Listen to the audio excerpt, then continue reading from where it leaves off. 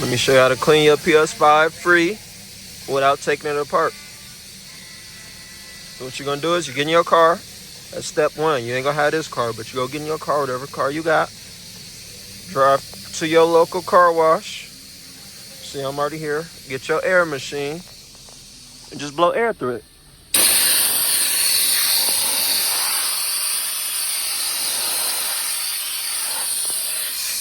Don't forget to get the bottom too.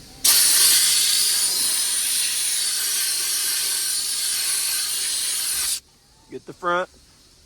The disc drive too, even if you don't use it.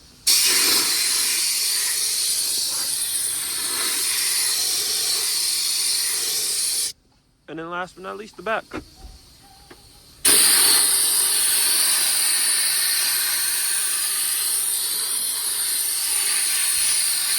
And there you go. Clean PS5 free without taking it apart. Do that as much as you want, and your PS5 will never overheat.